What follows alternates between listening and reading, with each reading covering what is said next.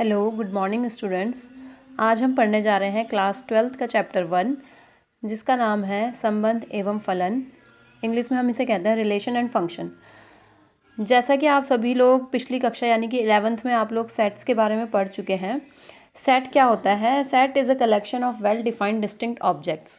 मतलब कि सेट में हम कलेक्शंस लेते हैं कुछ एलिमेंट्स का, कुछ चीज़ों का जो कि वेल डिफाइंड होती हैं और जो अलग अलग होती हैं। वेल डिफाइंड होने का मतलब अगर मैं कहूँ कि हमें कलेक्शन ऑफ अगर मैं कहूँ कि मुझे वर्ल्ड के टॉप 10 बेस्ट क्रिकेटर्स का कलेक्शन चाहिए, तो ये कलेक्शन तो होगा लेकिन ये कलेक्शन वेल डिफाइंड नहीं होगा।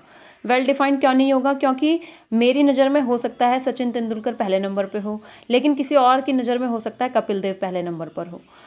मेरी नज़र में जो 10 बेस्ट क्रिकेटर्स होंगे ज़रूरी नहीं है कि वो दूसरा व्यक्ति भी उन्हीं को 10 बेस्ट क्रिकेटर्स कहे, तो उसे इस चीज़ को हम सेट नहीं कह सकते। सेट में जो भी ऑब्जेक्ट्स होते हैं वो डिस्टिंक्ट होते हैं यानी कि अलग अलग होते हैं और वेल डिफाइंड होते हैं।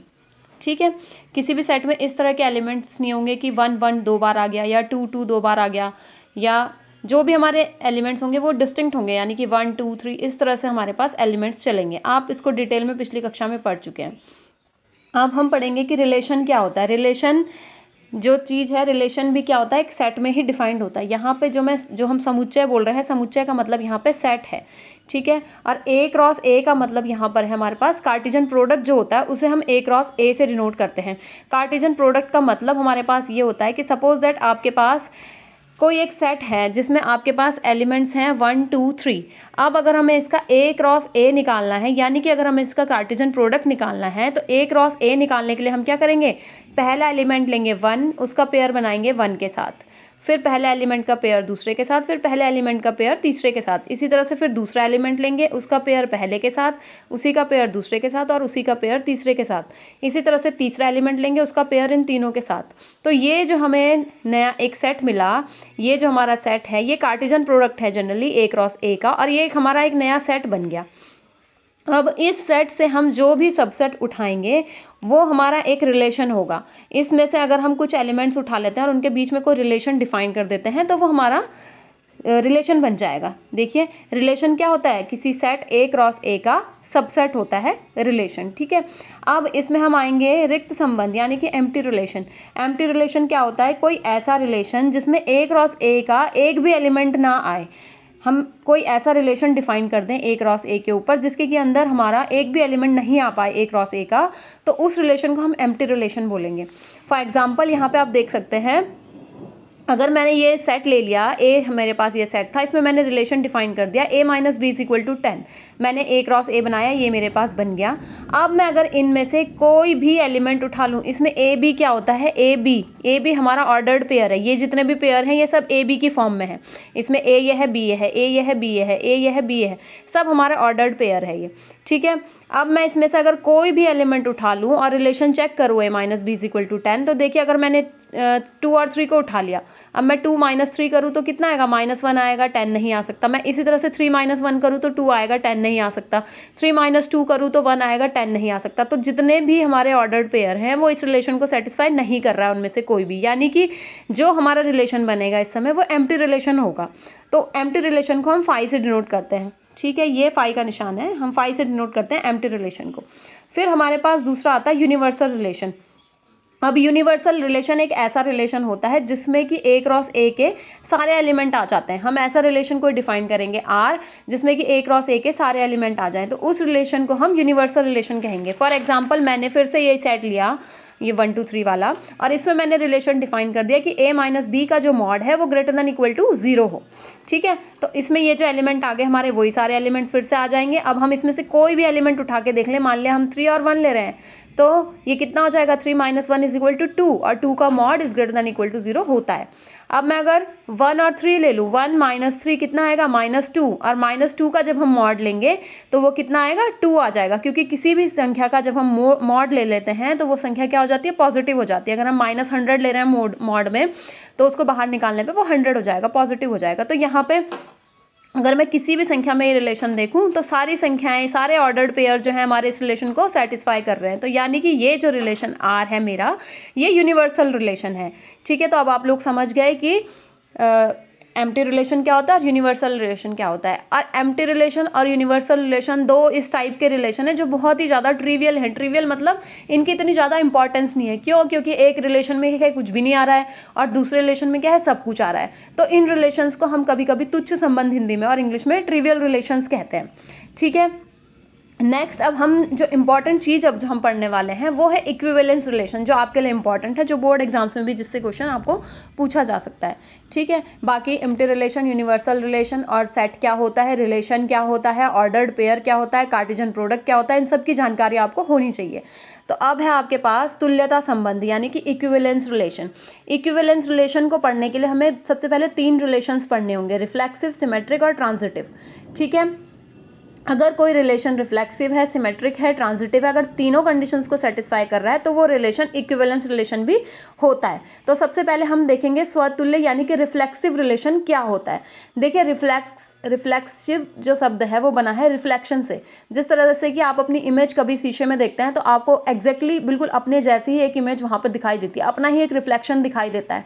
तो रिफ्लेक्सिव रिलेशन वो रिलेशन होगा जिस रिलेशन में हमारे जो एलिमेंट्स होंगे वो इस तरह के एलिमेंट्स आएंगे जैसे 1 1 2 2 3 3। उसमें क्या है, जो पहला एलिमेंट है दूसरा एलिमेंट है पहले एलिमेंट का जस्ट रिफ्लेक्शन है।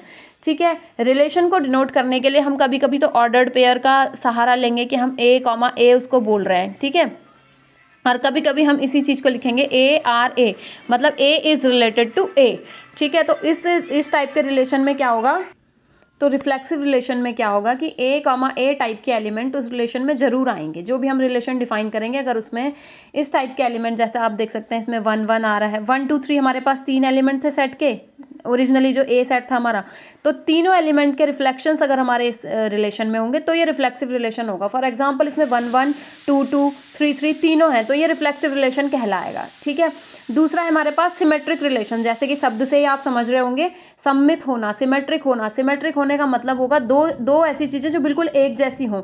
जिस तरह की अगर मैं इस कॉपी को देख लूँ, अगर इसमें कॉपी के मैं बीच से 2 पार्ट करूँ तो 2 पेजेस जो हमारे बनते हैं वो बिल्कुल एक जैसे होते हैं। ठीक है, अगर हम कोई फूल की पत्ती लें, अगर हम उसको बीच में से 2 पार्ट करते हैं तो दोनों पार्ट जो होते हैं वो बिल्कुल क्या होते हैं, एक जैसे होते हैं। तो सिमेट्रिक रिलेशन में भी ऐसे ही होगा कि अगर ए और बी के बीच में कोई रिलेशन है तो अगर हम आपस में इन दोनों को चेंज कर दें तो बी और ए के बीच में भी वही रिलेशन होना चाहिए। मतलब कि जो भी हमारा सेट बनेगा रिलेशन का, उसमें अगर इस टाइप से देखिए, अगर 1 2 उसमें आ रहा है रिलेशन में और 2 1 भी रिलेशन में आ रहा है तो इसका मतलब ये रिलेशन क्या होगा, सिमेट्रिक रिलेशन होगा। और केवल 1 2 और 2 1 के लिए नहीं, जितने भी एलिमेंट होंगे सबके लिए सेटिस्फाई होना चाहिए।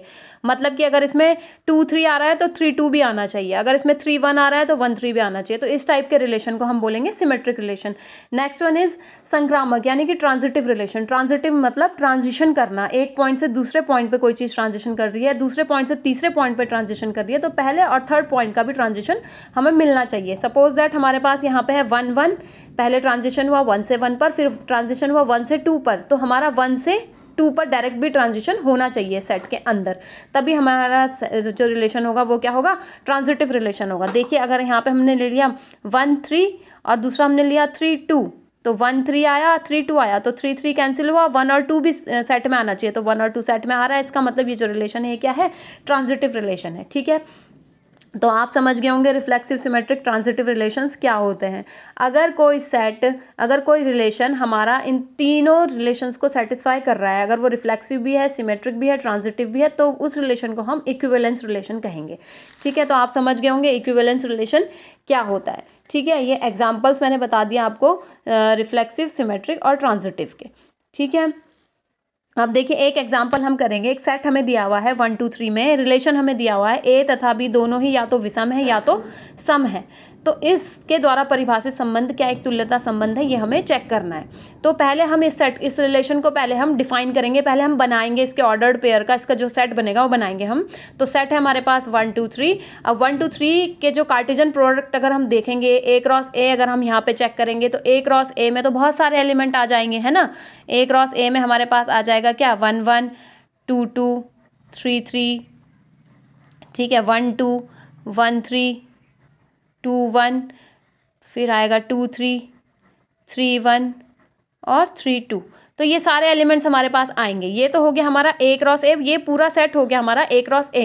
अब हमें R बनाना है, यानी कि रिलेशन बनाना है। रिलेशन जो होगा वो क्या होगा, A क्रॉस A का सबसेट होगा, यानी कि उसमें A क्रॉस A के सारे एलिमेंट्स नहीं होंगे, कभी कभी सारे भी हो सकते हैं अगर यूनिवर्सल रिलेशन है तो यहाँ पे यूनिवर्सल रिलेशन है तो है नहीं, यहाँ पे हमें डिफाइन करा हुआ है कि R जो है हमारा वो ये रिलेशन है। तो इस रिलेशन को देखते हुए हम R के एलिमेंट्स को बनाएंगे। तो यहाँ पे देखिए हमारे पास बन रहा है कि A तथा B दोनों ही या तो सम संख्या है या विषम संख्या है। हमें ऐसे सेट्स लेने हैं, ऐसे एलिमेंट्स लेने हैं हमें। तो पहले हमने 1 को लिया, तो 1 क्या है, विषम संख्याएं है। तो उसने बोला A और B दोनों ही विषम होने चाहिए, तो 1 के साथ 1 आ सकता है विषम संख्या। 1 के साथ 2 नहीं आएगा, क्यों नहीं आएगा, क्योंकि दोनों ही विषम होने चाहिए या दोनों ही सम होने चाहिए, तो 1 के साथ 3 आ जाएगा। फिर हम लेंगे 2 से, तो 2 के साथ क्या आएगा, 2 आएगा। अब 2 कैसी है, सम संख्या है, तो 2 के साथ केवल 2 ही आ सकता है, सम संख्या ही आ सकती है, क्योंकि दोनों संख्याएं या तो विषम है या तो सम है। इसी तरह से हम 3 के साथ चेक करेंगे, तो 3 के साथ 1 आ सकता है और 3 के साथ हमारे पास क्या 3 ही आ सकता है, ठीक है, क्योंकि दोनों संख्याएं विषम होंगी इस केस में। अब देखिए सबसे पहले हम चेक करेंगे कि क्या रिलेशन स्वतुल्य है, क्या रिलेशन हमारा जो है रिफ्लेक्सिव है। रिफ्लेक्सिव का मतलब मैंने आपको बताया था, reflections images same to same होने चाहिए। तो 1 1 है यहाँ पर, 2 2 है यहाँ पर, 3 3 है यहाँ पर, इन तीनों ही एलिमेंट के रिफ्लेक्शंस होने चाहिए। तो तीनों ही एलिमेंट के रिफ्लेक्शंस हमारे पास हैं, तो ये रिलेशन क्या होगा, हमारा रिफ्लेक्सिव रिलेशन होगा, ठीक है। दूसरा हम चेक करेंगे कि क्या रिलेशन सिमेट्रिक है या नहीं है। सिमेट्रिक होने के लिए क्या 1 1, तो 1 1 तो है यहाँ पर, हम 1 3 में चेक करेंगे। A B 1 3, तो B A, यानी कि 3 1 3 1 भी हमारा सेट में है।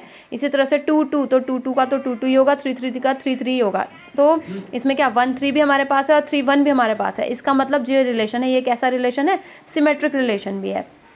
अब हम चेक करेंगे लास्ट वन था हमारा ट्रांजिटिव। ट्रांजिटिव में हमारे पास क्या था, A B है, B C है, तो A C भी होना चाहिए, ओके। हमारे पास क्या है, अगर हमारे पास 1 3 है, 3 1 है, तो 1 1 भी होना चाहिए। तो इस तरह से ये रिलेशन क्या हो गया हमारे पास, ये रिलेशन बन गया हमारे पास ट्रांजिटिव रिलेशन, ठीक है।